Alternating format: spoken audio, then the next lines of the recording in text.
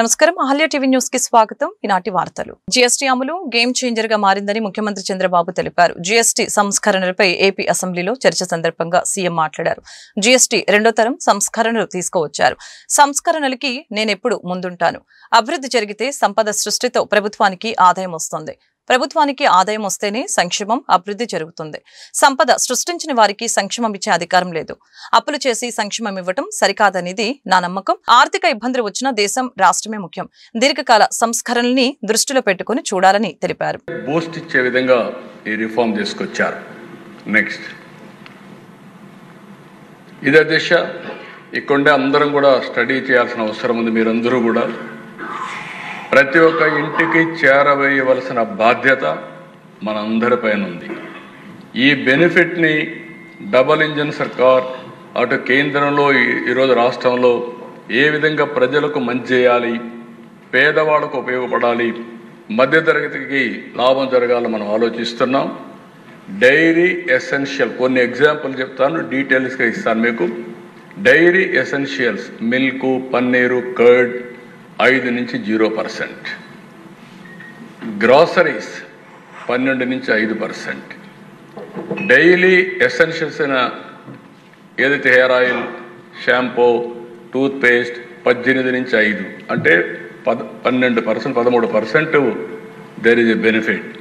Kitchen savings butter, ghee, utensils 12 నుంచి 5.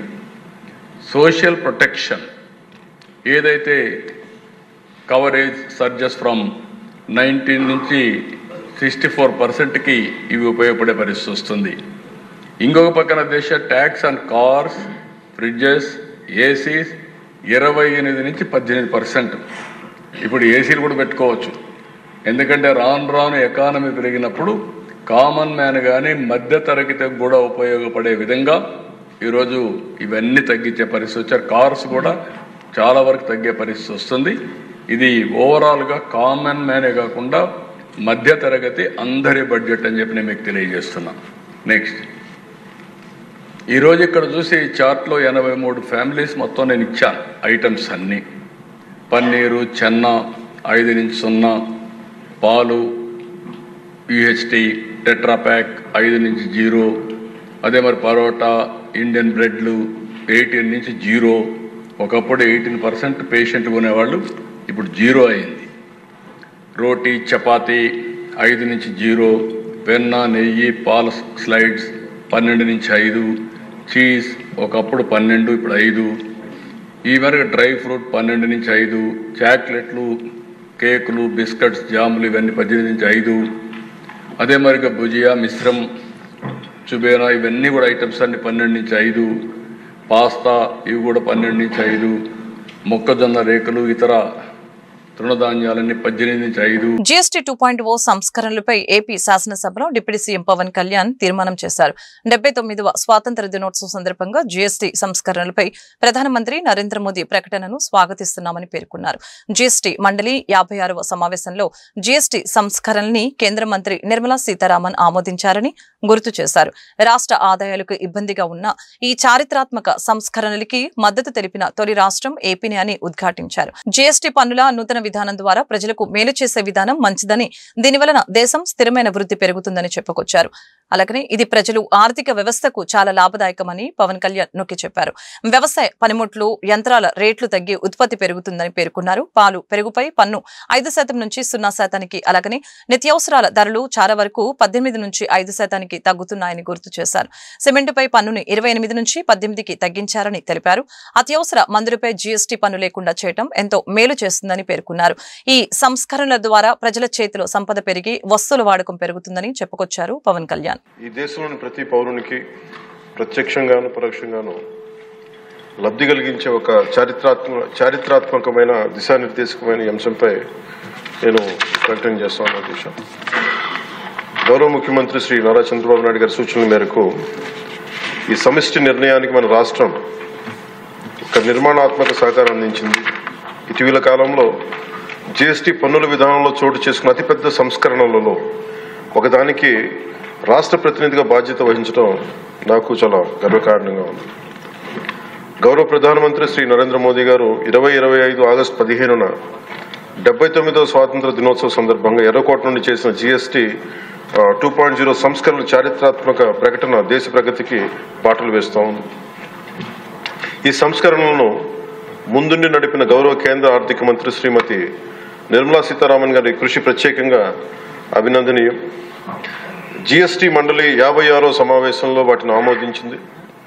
గౌరవ ముఖ్యమంత్రి శ్రీ నారా చంద్రబాబు నాయుడు గారి రాష్ట్ర ఆదాయాలకు ప్రత్యేకించి అనేక సందర్భాల్లో ముఖ్యంగా GST వచ్చిన తర్వాత గౌరవ ముఖ్యమంత్రి గారు ఒక సందర్భంలో అన్న మాటలు, రాష్ట్ర ఆదాయాలకి నష్టం కలుగుతున్నప్పటికీ కూడా సామాన్యుల ప్రయోజనాల కోసం విధానాన్ని మనం బలంగా సమర్థించాలని చెప్పి ఈరోజు వారు కూడా దీన్ని బలంగా సమర్థించారు అధ్యక్ష.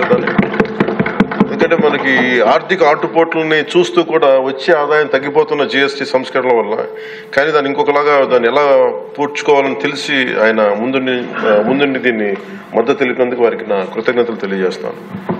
ఈ చారిత్రాత్మక సంస్కరణలకు మద్దతు తెలిపిన తొలి రాష్ట్రంగా నిలిచింది నారా చంద్రబాబు నాయుడు గారి నాయకత్వంలోని ఆంధ్రప్రదేశ్ ప్రభుత్వం. GST పన్నుల విధానాన్ని సులభతరం చేయడం ద్వారా సాధారణ ప్రజలకు ప్రత్యక్ష లాభాన్ని చేకూర్చి వ్యాపారులపై పన్నుల భారాన్ని తగ్గించి పన్ను వ్యవస్థలో పారదర్శకతను పెంచుతోంది. ఈ చారిత్రాత్మక సంస్కరణల పన్నుల విధానాన్ని సులభతరం చేసి వ్యాపార పరిశ్రమల అభివృద్ధికి సహకరిస్తుంది.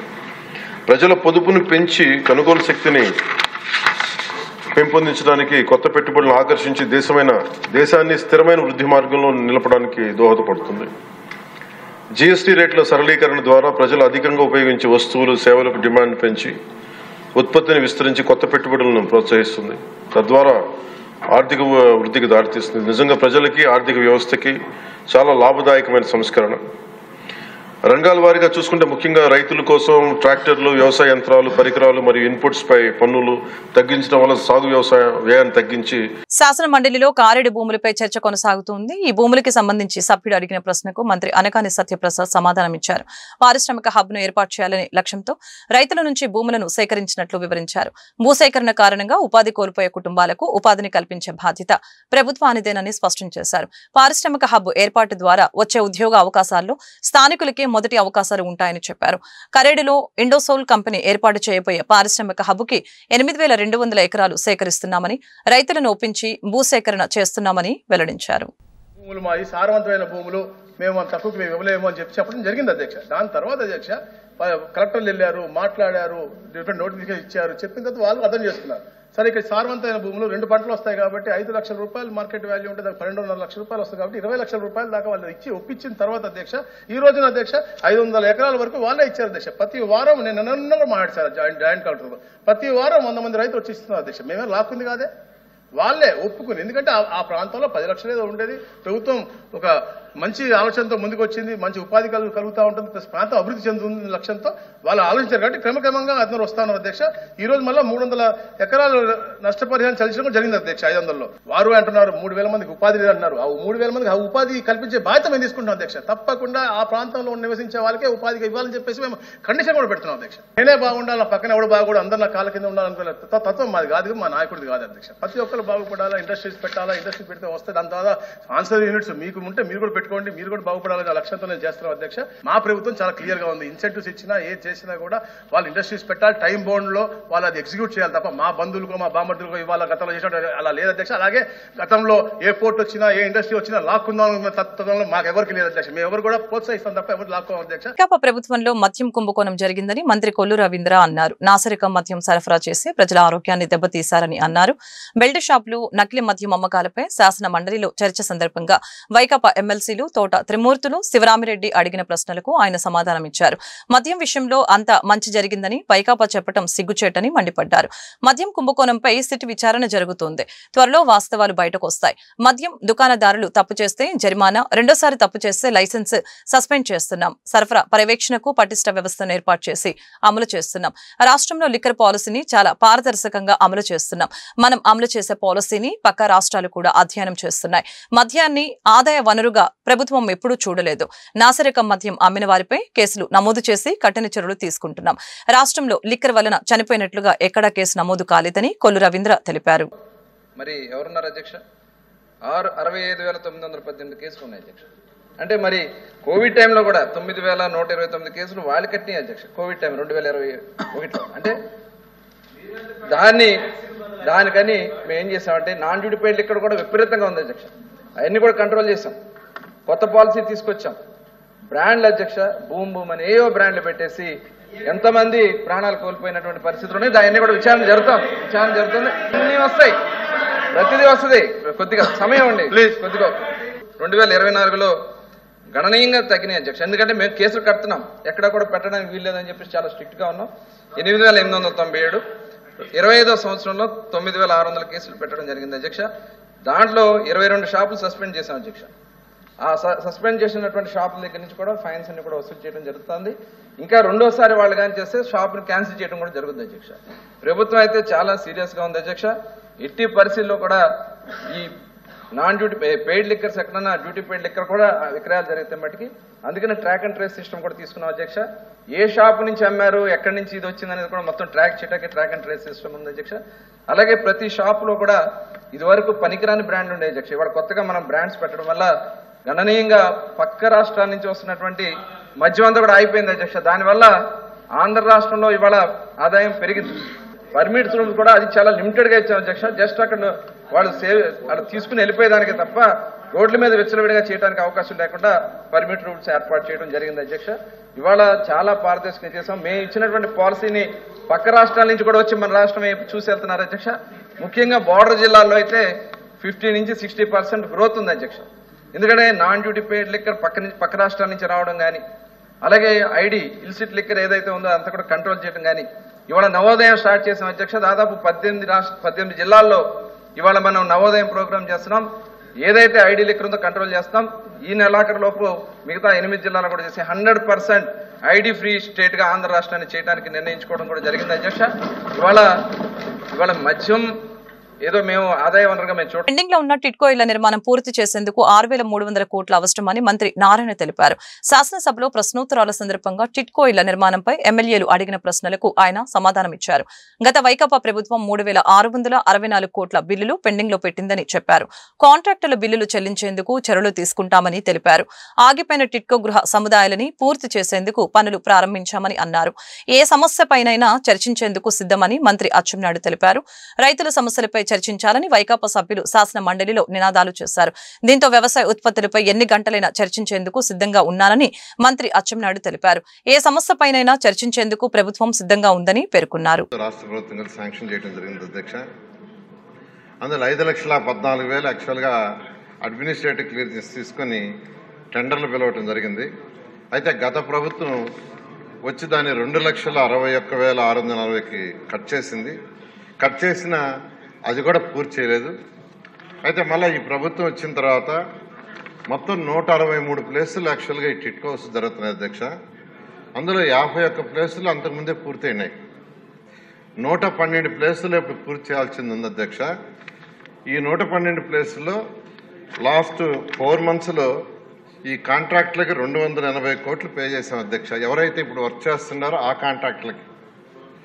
దానికి గాను అటు ఇన్ఫ్రాస్ట్రక్చరు ప్లస్ హౌసెస్ 6 ప్లేసుల్లో స్టార్ట్ అయినాయి అధ్యక్ష. ఓన్లీ హౌసెస్ ఫినిష్ చేయటం 25 ప్లేసుల్లో, ఓన్లీ ఇన్ఫ్రాస్ట్రక్చరు 20 ప్లేసుల్లో, మొత్తం 112 ప్లేసులకు గాను 51 ప్లేసుల్లో లాస్ట్ 2 monthsలో స్టార్ట్ చేశారు. ఇంకా 61 ప్లేసుల్లో స్టార్ట్ చేయాల్సి ఉంది. అది నెక్స్ట్ మంత్ ఎండింగ్ లోపల వాళ్ళు స్టార్ట్ చేస్తామని యాక్చువల్గా కాంట్రాక్టులు చెప్పడం జరిగింది. కాంట్రాక్టులకి పెండింగ్ బిల్స్ కానీ వాళ్ళకి ఇవ్వాల్సిన లయబిలిటీస్ కానీ మొత్తం 3,664 కోట్లు ఉంది అధ్యక్ష. అది కాకుండా వర్క్ పూర్తి చేయాలంటే 2,100 కోట్లు కావాలి అధ్యక్ష. సో ఈ ప్రాజెక్ట్ పూర్తి కావాలంటే 6,139 కోట్లు కావాలి అధ్యక్ష. దానికి గాను హట్కోలో లోను యాక్చువల్గా రిక్వెస్ట్ చేయడం జరిగింది. వాళ్ళు 4,500 కోట్లు ఇవ్వడానికి యాక్సెప్ట్ చేశారు. అయితే FRBM లిమిట్ ఇప్పుడు ప్రజెంట్ స్టేట్ గవర్నమెంట్ ఇవ్వలేనందువల్ల అది హోల్డ్ అయితే దాన్ని ఆల్టర్నేటివ్ వేలో ఇచ్చేట్టుగా అంటే ల్యాండ్స్ మార్టిగేజ్ మీద ఇస్తామని చెప్పారు. అది రిలీజ్ చేస్తే ఈ యొక్క కాంట్రాక్టులకు ఏదైతే 3,664 కోట్లు ఇస్తూ ఈ వర్క్ పూర్తి చేయడం జరుగుతుంది. స్వచ్ఛత హీ సేవ 2025లో భాగంగా ఈ నెల 17 నుంచి అక్టోబర్ 2 వరకు చేపట్టనున్న కార్యక్రమంలో భాగంగా గురువారం గుంటూరు జిల్లా కలెక్టరేట్ నుంచి హిందూ కాలేజీ వరకు స్వచ్ఛోత్సవ్ ర్యాలీ నిర్వహించడం జరిగిందని తెలిపారు. అనంతరం హిందూ కాలేజీ జంక్షన్ వద్ద ర్యాలీకి హాజరైన వారితో డిప్యూటీ మేయర్ షేక్ సజీలా స్వచ్ఛ ప్రతిజ్ఞ చేయించారు. ర్యాలీని జిల్లా కలెక్టర్ ఏ తమీం అన్సారియా జెండా ఊపి ప్రారంభించారు. కార్యక్రమంలో నగరపాలక సంస్థ కమిషనర్ పులి శ్రీనివాసులు, సంయుక్త collector Asutosh Srivatsava, MLA Mohammed Nazeer, AP హజ్ కమిటీ చైర్మన్ షేక్ హసన్ బాషా, నగరపాలక సంస్థ deputy mayor Sheikh Sajeela, DRO, GMC అదనపు కమిషనర్, జీఎంసీ కార్పొరేటర్లు, జిల్లా మరియు నగరపాలక అధికారులు, సచివాలయ సిబ్బంది, పలు పాఠశాలల విద్యార్థులు పాల్గొన్నారు. మాటలు కాదు, ప్రజలకు సంక్షేమం కావాలని వైసీపీ గుంటూరు అర్బన్ అధ్యక్షురాలు నూరి ఫాతిమా ఫైర్ అయ్యారు. నిర్లక్ష్యం కారణంగానే డయేరియా ప్రబలిందని ఆరోపించారు. గుంటూరు నగరంలో పారిశుద్ధ్యం అధ్వానంగా ఉందని, మురుగు కాల్వల్లో సిల్ట్ తీయకపోవడంతోనే త్రాగునీరు కలుషితమైందని చెప్పారు. ఈ విషయంలో ఎన్నిసార్లు హెచ్చరించినా ఎమ్మెల్యే ఫోటోలకే పరిమితమయ్యారని ఎద్దేవా చేశారు. శానిటేషన్ విషయంలో మీరు పట్టించుకోకపోతే మేమే పట్టించుకుంటాం, కావాలంటే మాజీ ఎమ్మెల్యే ముస్తఫాతో మీకు శిక్షణ ఇప్పిస్తామని అన్నారు. జీజీహెచ్లో అభివృద్ధి మాటలకే పరిమితమైందని దుయ్యపట్టారు. గుంటూరు ప్రభుత్వ ఆసుపత్రిలో డయేరియా కారణంగా చికిత్స పొందుతున్న 62 మంది బాధితుల్ని వైసీపీ గుంటూరు అర్బన్ అధ్యక్షురాలు నూరి ఫాతిమా గురువారం పరామర్శించారు. వారికి అందుతున్న వైద్య సేవల గురించి అడిగి తెలుసుకున్నారు. ఈ సందర్భంగా ఆమె మీడియాతో మాట్లాడారు. గుంటూరు అర్బన్ హెల్త్ సెంటర్లో డయేరియా బాధితులకి వైద్యం అందించాలని అన్నారు. స్థానిక ఎమ్మెల్యే చెప్పినట్లుగా ఫుడ్ నుంచి కాదని కలుషితమైన వాటర్ నుంచే డయేరియా ప్రబలిందని వివరించారు. ఎవరిది నిర్లక్ష్యం అంటారు? ఒక అధికారి నిర్లక్ష్యమా, లేకపోతే ఒక ప్రభుత్వాన్ని నడుపుతున్న మరి రాజకీయ నాయకుల నిర్లక్ష్యమా?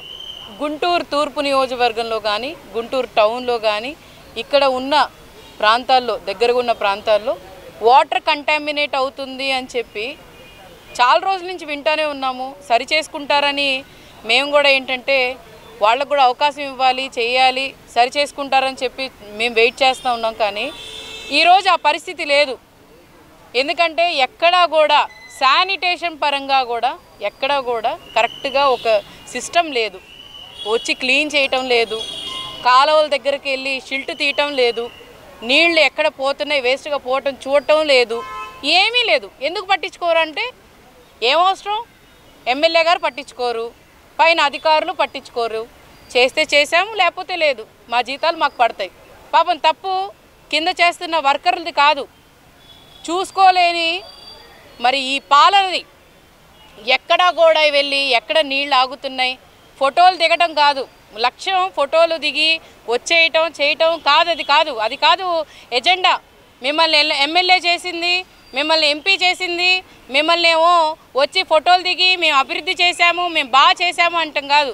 ఎవరైనా చేస్తారు, ఎవరి నుంచో పెట్టినా కూడా వెళ్ళి ఫోటోలు దిగైతే అందరం వస్తారు. అక్కడ ఉండి దగ్గరగుండి చేయించటం చేత కావాలి. ఏదో మాటలు చెప్పి ప్రజలకేమో మేము ఉన్నాము, మేము నుంచున్నాము, మీకేమో వర్షం పడినప్పుడు మేము ఉంటాము అని చెప్పి వర్షం అయిపోయిన తర్వాత వర్షంలో వెళ్ళి 2 ఫోటోలు దిగేస్తే అయిపోయిందా? వెళ్ళి అక్కడ అసలు ఏంటి సమస్య, ఆ సమస్య ఎక్కడ తీర్చాలి, ఏం చేయాలి, ఎంత తొందరగా పని చేయాలి అన్నది ఆలోచన చేయాలి తప్ప ఈరోజు నిజంగానే అధికారులకి భయం లేదు. ఎందుకంటే రాజకీయ నాయకులు ఇప్పుడు ఉన్నవాళ్ళు ఏంటంటే దాచేయటం వరకే దాంట్లోనే పడి ఉంటున్నారు. ఏంటేంటి నిన్న వచ్చి ఏమంటారు, దీంట్లో అందరూ ఫుడ్ వల్లే అని అంటున్నారు. మరి నేను వెళ్ళి అడిగితే అందరూ ఏంటి వాటర్ కంటామినేట్ అంటున్నారు, నాకు అర్థం కావట్లేదు. అంటే మీకు ఒక మాట నాకు ఒక మాట చెప్పారంట. ఏపీలో అసమర్థ పాలన కొనసాగుతుందని వైసీపీ విద్యార్థి విభాగం గుంటూరు జిల్లా అధ్యక్షులు వినోద్, యువజన విభాగం నాయకులు కల్లం హరికృష్ణారెడ్డి ఆరోపించారు. సూపర్ 6 అంటూ పాలకులు సెల్ఫ్ డబ్బా కొట్టడమే సరిపోతుందని ఎద్దేవా చేశారు. ఏపీలో రెడ్ బుక్ తప్ప అంబేద్కర్ రాజ్యాంగం ఎక్కడ అమలవుతుందని ప్రశ్నించారు. పేద ప్రజల ఆరోగ్యాన్ని దృష్టిలో ఉంచుకొని జగన్ 17 మెడికల్ కళాశాలని తీసుకువస్తే నిధులు లేవంటూ పీపీపీ మోడల్లో అభివృద్ధి చేస్తామంటూ చంద్రబాబు చెబుతున్నారని మండిపడ్డారు. ఇందుకు నిరసనగా 19వ తేదీన చలో మెడికల్ కాలేజీ పేరుతో బ్రాహ్మణపల్లి మెడికల్ కళాశాల వద్ద నిరసన కార్యక్రమం చేపట్టనున్నట్లు తెలిపారు.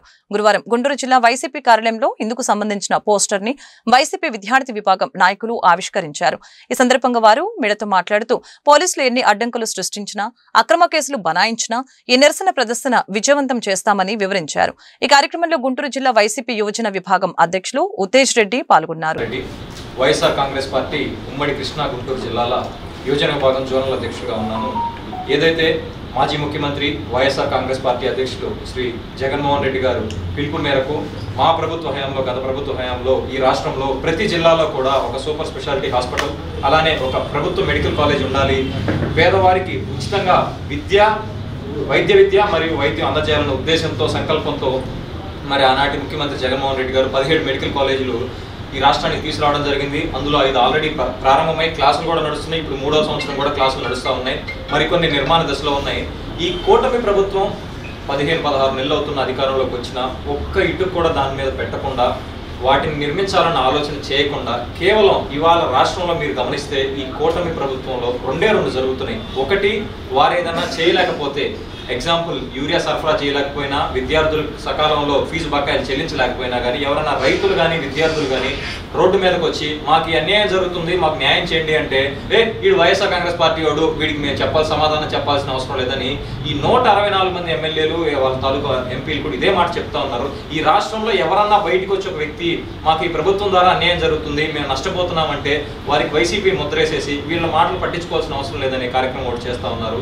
మరోటి, వాళ్ళ చేతకాంతనాన్ని అయిన వారికి దోచిపెట్టాలన్న ఉద్దేశంతో సెప్టెంబర్ మా పార్టీ వైఎస్ఆర్ కాంగ్రెస్ పార్టీ జగన్మోహన్ రెడ్డి గారు ఆదేశాల మేరకు మేము యువజన విభాగం తరఫున, విద్యార్థి విభాగం తరఫున ఈ మెడికల్ కాలేజీలు ఏదైతే జగన్మోహన్ రెడ్డి గారి హయాంలో ఈ 5 సంవత్సరాలు, మేము 5 సంవత్సరాలను కూడా అనకూడదు, మా జగన్మోహన్ రెడ్డి గారు బయటికి వచ్చి ప్రజల కోసం పనిచేసిన ఈ 3 సంవత్సరాల్లోనే 17 మెడికల్ కాలేజీలు కానీ, ఈ గవర్నమెంట్ హాస్పిటల్స్లో ఏదైతే పేదలకి ఈ ఉచిత వైద్యం అందాలి, విద్యార్థులకు వచ్చేసి ఉచిత విద్య అందాలి, ఇలా ఏదైతే 17 కాలేజీలు ఎక్కడ చరిత్రలో లేని విధంగా ఇంత తక్కువ టైంలో ఇన్ని కాలేజీలు పెట్టి ఇంత చేసేదానికి నాంది పలికారు. దానికి ఈ కూటమి ప్రభుత్వం వచ్చిన తర్వాత దాన్ని స్పాయిల్ చేయాలి.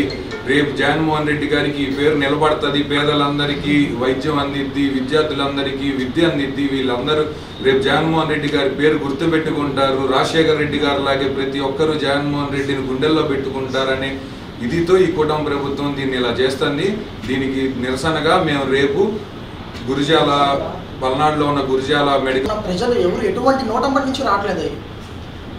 సూపర్ 6 హామీలు మేము చేసేసామంటూ ఏదో ఒక సభ పెట్టి సెల్ఫ్ డబ్బా కొట్టుకుంటూ మేము చేసేసాం సూపర్ డూపర్ 6 అంటూ వాళ్ళు మాట్లాడే విధానం చూస్తుంటే ఆఖరికి సెల్ ఫోన్ కూడా తెచ్చింది నేనే అనే విధానాలు మాట్లాడి మైండ్ తప్పించిపోతున్నాడు అతను.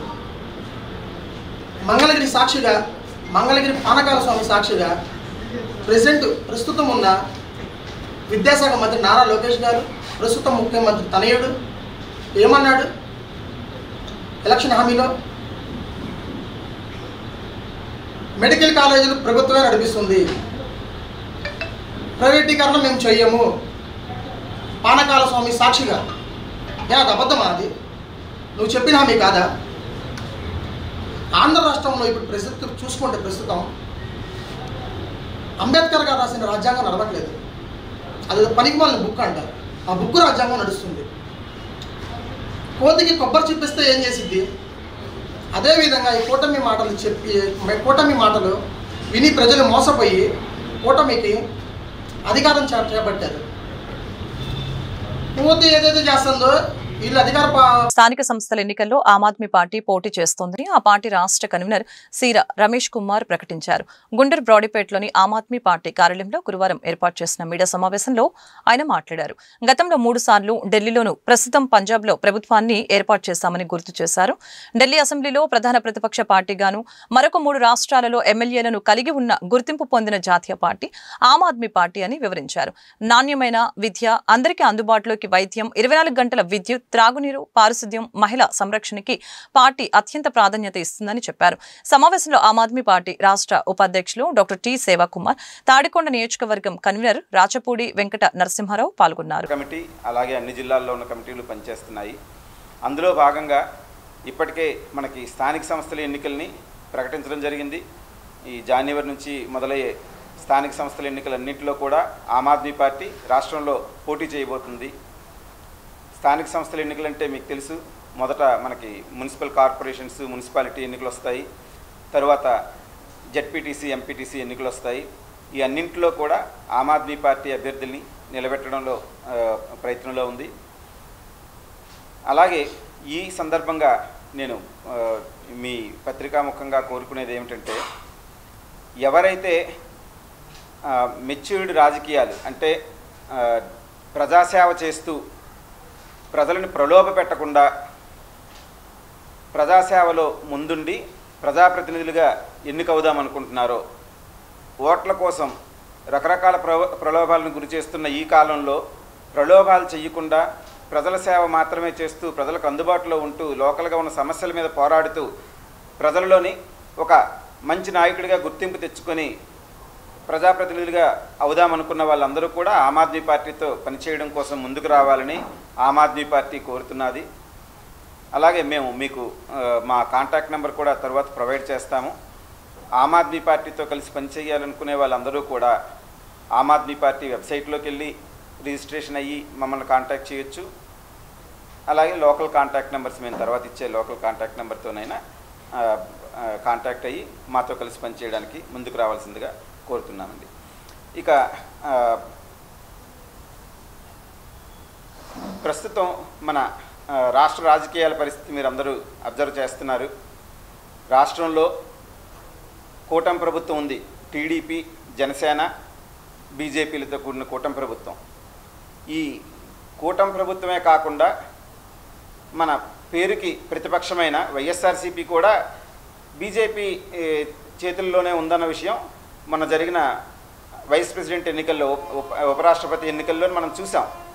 అందుకు రాష్ట్రంలో ప్రజల పక్షాన నిలబడి పోరాడగలిగే ఏకైక పార్టీ ఆమ్ ఆద్మీ పార్టీ. ప్రజాప్రతినిధుల అలసత్వం, అధికారుల నిర్లక్ష్యం కారణంగా గుంటూరు నగరంలో డయేరియా విజృంభించిందని సిపిఐ రాష్ట్ర కార్యదర్శి వర్గ సభ్యులు జంగాల అజయ్ కుమార్ ఆరోపించారు. తురగపాలెం గ్రామ ఘటన మరవక ముందే గుంటూరులో డయేరియా ప్రబలటంతో నగరవాసులు భయాందోళనకి గురవుతున్నారని చెప్పారు. గుంటూరు ప్రభుత్వ ఆసుపత్రిలో చికిత్స పొందుతున్న డయేరియా బాధితుల్ని సిపిఐ నేతలు గురువారం పరామర్శించారు. వారికి అందుతున్న వైద్య సేవల గురించి అడిగి తెలుసుకున్నారు.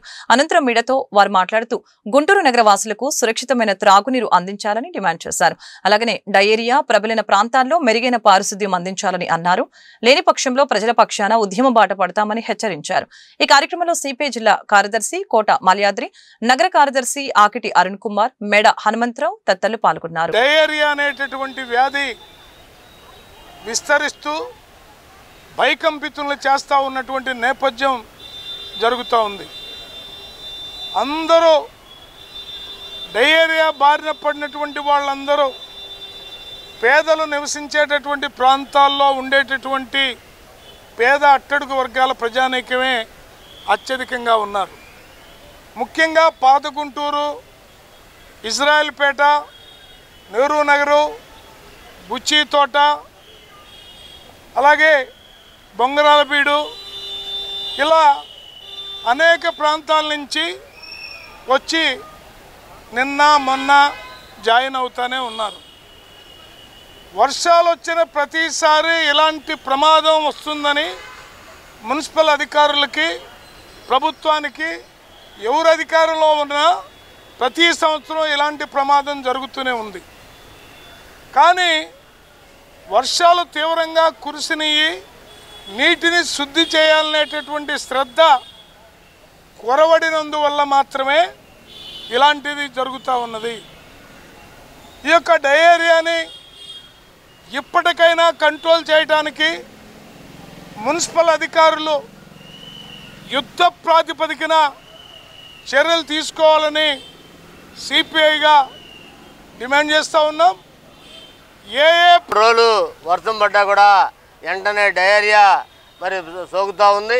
దీనికి సంబంధించి మరి గతంలో కానివ్వండి, ఈ గత ప్రభుత్వంలో కానీ అంతకుముందు కూడా పాత గుంటూరుకు సంబంధించి అనేక కేసులు వచ్చినాయి. మరి అప్పుడు మరి ఏదో తాత్కాలికంగా చర్యలు తీసుకున్నారు తప్ప మరి నగరపాలక సంస్థ సంబంధించి అధికారులు శాశ్వతమైనటువంటి ఏదైతే పరిష్కారం కావాలో దాని మీద దృష్టి పెట్టకుండా మరి తాత్కాలిక పనులు చేస్తూ ఉన్నాడు అనేది కనపడతా ఉంది. నీళ్ళ ట్యాంకులకు సంబంధించి ఏదైతే వాటర్ హెడ్ ట్యాంకులు ఉన్నాయో ఆ ట్యాంకులకు సంబంధించి సప్లై ఎక్కడవుతా ఉందో, కనెక్షన్లు ఎక్కడ ఉన్నాయో కూడా ఇప్పటికి కూడా పూర్తి స్థాయిలో పరిశీలన కాని పరిస్థితి. ఆ పైపు లైన్కి సంబంధించి ఏదైతే కాలువల్లో అనేక సందర్భాల్లో కాలువల్లో పైపు లైన్లు ఉన్నాయి. పైప్ లైన్ లీక్ వస్తే ఆ నీళ్ళన్నీ కూడా మరి ఆ ప్రాంతం అంతా కూడా వెళ్తూ ఉన్నాయి. దానివల్ల ఈ డయేరియాకి సంబంధించి ప్రతి సంవత్సరం కూడా వస్తూ ఉన్నాయి.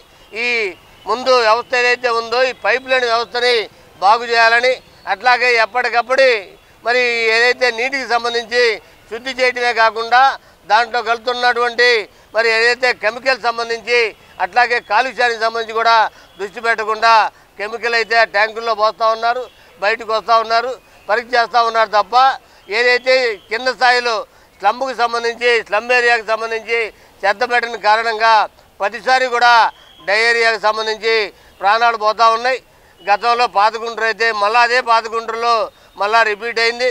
శ్రీనగర్ సంబంధించి ఇజ్రాయెల్పేట సంబంధించి డయేరియా సంబంధించిన బాధితుల్ని పరామర్శించడానికి సిపిఐ బృందం గుంటూరు ప్రభుత్వ వైద్యశాలకి రావడం జరిగింది. మేము గమనించాం, అనేక మంది 2 రోజుల నుంచి 3 రోజుల నుంచి వాంతులు విరోచనాలతో ఇబ్బంది పడుతూ ఉన్నారు. వైద్యం అందుతూ ఉంది, రికవర్ అవుతూ ఉన్నారు, వెళ్తూ ఉన్నారు, మళ్ళీ కొత్త పేషెంట్లు వస్తూ ఉన్నారు. మనం ఈరోజు ఈ గుంటూరు నగరంలో డయేరియా సంబంధించి ప్రతి సంవత్సరం ఇదే రిపీట్ అవుతూ ఉన్న పాలకుల యొక్క అసమర్థత వల్ల, వాళ్ళ అలసత్వం వల్ల ఇదే కొనసాగుతూ ఉంది. ప్రతి సంవత్సరం కూడా రిపీట్ అవుతుందని చెప్పి సిపిఐగా భావిస్తూ ఉన్నాం. ఈ భారతదేశానికి స్వతంత్రం వచ్చి 78 సంవత్సరాలని చెప్పేసి పెద్ద ఎత్తున మనం వార్షికోలు జరుపుకుంటా ఉన్నాం. ఈ 78 సంవత్సరాల స్వతంత్ర భారతదేశంలో Prajwala community development society, red cross society సంయుక్త ఆధ్వర్యంలో క్యాన్సర్ పేషెంట్ల కోసం hair donation program Indian red cross society కార్యక్రమంలో జరిగింది. నగరంపాలెంలోని రెడ్ క్రాస్ సొసైటీ కార్యాలయంలో హెయిర్ డొనేషన్ కార్యక్రమం ప్రారంభించారు. ఈ కార్యక్రమంలో రాష్ట్ర కోశాధికారి Ramachandraraju, GJH superintendent doctor Ramana SSP, Jana Chaitanya వేదిక అధ్యక్షులు వల్లంరెడ్డి లక్ష్మణ్ రెడ్డి హాజరయ్యారు. ఈ సందర్భంగా వారు మాట్లాడారు. క్యాన్సర్ పేషెంట్లకు కీమోథెరపీ ఇచ్చే సమయంలో జుట్టు రాలిపోతుందని చెప్పారు. వారిలో ఆత్మ న్యూనతా భావాన్ని తొలగించేందుకు శిరీష విగ్లు తయారు చేయించి ఇస్తున్నారని వెల్లడించారు. ఈ రోజు హెయిర్ డొనేట్ చేయడానికి 6 మహిళలు ముందుకు రావడం అభినందనీయమని చెప్పారు. ఇటువంటి మంచి కార్యక్రమం చేపట్టిన ప్రజ్వల సొసైటీ అధ్యక్షురాలు శిరీషను అభినందించారు. ఈ కార్యక్రమంలో project director Srivani, hair donation trust నిర్వాహకులు శివ, శిరీష తదితరులు పాల్గొన్నారు. అందరికీ శుభోదయం. ఇవాళ ఈ రెడ్ క్రాస్ ఈ బిల్డింగ్లో ఈ రెడ్ క్రాస్ ఆధ్వర్యంలో శిరీష్ గారు వారి మిత్ర బృందం కలిసి ఈ క్యాన్సర్ రోగులకు ఎంతో ఆత్మస్థైర్యాన్ని, ఆత్మ గౌరవాన్ని కూడా కల్పించే ఒక గొప్ప వినూత్న కార్యక్రమాన్ని చేపట్టడం చాలా చాలా అభినందనీయం. ఈ వినూత్న కార్యక్రమం ఏంటంటే తలనీలాలు సమర్పించడం. మనకి బాగా తెలిసిన విషయము, చాలామంది భక్తులు వారి వారి దైవాలకు తలనీలాలు అర్పించడం. కానీ ఇవాళ ఒక వినూత్నమైన కార్యక్రమం, ఒక మానవత్వం పరిమళించే ఒక సేవా కార్యక్రమం. ఇంకా విపులంగా చెప్పాలంటే, మీకు తెలుసు, క్యాన్సర్ రోగులకు కీమోథెరపీ ఇచ్చినప్పుడు వారికి ఆ జుట్టంతా కూడా ఒక విగ్గులాగా ఊడొచ్చేస్తుంది. వాళ్ళకి ఆ సమయంలో చాలా ఆత్మ న్యూనతాభావం ఏర్పడుతుంది. వాళ్ళు డిప్రెషన్కి లోనవుతారు. వాళ్ళకి క్యాన్సర్ కన్నా కూడా చాలా బాధించే ఒక విషయం ఇది. అలాంటి ఆ విషయాన్ని తీసుకొని వాళ్ళకి ఒక సైకలాజికల్గా ఒక సపోర్ట్, మీకు మేమున్నామని ఒక ధైర్యము ఇవ్వటమే ఈ తల నీలాలు. వీరిక్కడ ఒక 6 మహిళలు వచ్చారు. ఈ మహిళలే నిజంగా ఈ సమాజానికి ఒక స్త్రీ శక్తి. మీకు తెలుసు కదా, స్త్రీ శక్తి ఈ సమాజాన్ని నడిపిస్తుందని నేను అనుకుంటాను. ఒక డాక్టర్గా మేము దాదాపు పిహెచ్సి డాక్టర్గా పనిచేస్తున్నది ఇప్పటి దగ్గర నుంచి మహిళా ఆరోగ్యము, కుటుంబ మిత్రులు రామచంద్రరాజు గారు, డాక్టర్ ఎస్ఎస్పి రమణ గారు, మేడం గారు, ముఖ్యంగా శిరీష్ గారు దాదాపు ఒక దశాబ్ద కాలంగా ఒక మంచి వాలంటీర్గా మంచి పనులు చేయడానికి ముందుకు వస్తూ అనేక మంచి కార్యక్రమాలు కోవిడ్ సమయంలో కానీ రెడ్ క్రాస్లో కానీ చేసి ఈరోజు క్యాన్సర్ వ్యాధి గ్రస్తులకి ఈ జుట్టుని విగ్రూపంలో బహుకరించడం ద్వారా వారిలో ఆత్మవిశ్వాసాన్ని, ఆత్మగౌరవాన్ని పెంపొందించడానికి కృషి చేస్తున్న శిరీష్ గారికి అభినందనలు తెలియజేసుకుంటున్నాను. ఎంతో ప్రేమగా పెంచుకున్న జుట్టుని క్యాన్సర్ వ్యాధిగ్రస్తుల కోసం ఉచితంగా బహుకరిస్తున్న అనేక మంది మహిళలకి ఇక్కడ విచ్చేశారు, వారందరికీ కృతజ్ఞతలు తెలియజేసుకుంటున్నాను. రెడ్ క్రాస్ ప్రపంచవ్యాప్తంగా మంచి పేరుంది, ఇండియాలో మంచి పేరుంది. ముఖ్యంగా గుంటూరు రెడ్ క్రాస్ అంటే అటు రక్తదానంతో పాటు అనేక రకాలైన కార్యక్రమాలు, కోవిడ్ సమయంలో అయితే వారు చేసిన కార్యక్రమాలని మనం ఊహించలేము. అనేక మంది ఇబ్బంది పడుతున్నప్పుడు వారికి సహాయం చేయటం, వాళ్ళ హాస్పిటల్లో జరిపించటం, వాళ్ళకు కుటుంబానికి సరుకులు ఇవ్వటం, ఇలా రకరకాల కార్యక్రమాలు నిర్వహించటం, అమ్మా చారిటబుల్ ట్రస్ట్ లాంటి అనేక ట్రస్టులకి చేయూతగా ఉండటం, వీటన్నిటికీ ప్రధాన కారణం రామచంద్రరాజు గారు, రవి గారు వారి యొక్క సమిష్టి కృషి కారణం అనుకుంటున్నాను. ఈరోజు రామచంద్రరాజు గారు రాష్ట్ర ట్రెజరర్గా ఎన్నికైన తర్వాత ఈ గుంటూరు జిల్లా శిరీష రెడ్ క్రాస్లో వాలంటీర్గా చాలా సంస్థల్లో తను యాక్టివిటీస్ చేస్తూ ఉంటుంది. కోవిడ్ టైంలో ఆ 2 సంవత్సరాలు కూడా కంప్లీట్గా ఇంట్లో చిన్నపిల్లలు ఉన్నా కూడా కంప్లీట్గా రెడ్ క్రాస్లో ఇన్వాల్వ్ అయ్యి చాలామందిని మోటివేట్ చేసి చాలామంది వాలంటీర్స్ వచ్చి పనిచేసేటట్టుగా ఎంతో లీడ్ తీసుకుని చేసింది. ఈరోజు మనం ఇక్కడ సమావేశమైన సందర్భం ఏంటంటే తను లీడ్ తీసుకుని క్యాన్సర్తో బాధపడుతున్న వారు ఈ ట్రీట్మెంట్ ఎప్పుడైతే ట్రీట్మెంట్ తీసుకుంటారో ఈ ట్రీట్మెంట్ వల్ల హెయిర్ లాస్ ఉంటుంది, సడన్గా హెయిర్ అంతా రాలిపోతుంది. కొన్ని రోజులకు కొంచెం సంవత్సరం తర్వాత అన్నీ బాగుంటే మళ్ళీ హెయిర్ వస్తుంది. కానీ ఈ లోపల వాళ్ళకి అరే మేము పేషెంట్ అయిపోయాం, నా జుట్టు అంతా ఊడిపోతుంది, నేను ఏమైపోతాను అనే భయం లేకుండా వాళ్ళకి ఆత్మస్థైర్యాన్ని కలిగించడానికి, ధైర్యాన్ని కలిగించడానికి విగ్ పెట్టుకుని జుట్టుని ఒక విగ్గా తయారు చేసి పెట్టుకోవడానికి అనుకూలంగా ఇవాళ శిరీష చొరవ తీసుకుని ఇట్లా డొనేట్ చేయడానికి చాలా మంది. ఈ వార్తలు ఇంతటితో సమాప్తం. మరొక బులెటిన్లో మళ్ళీ కలుద్దాం. నమస్కారం.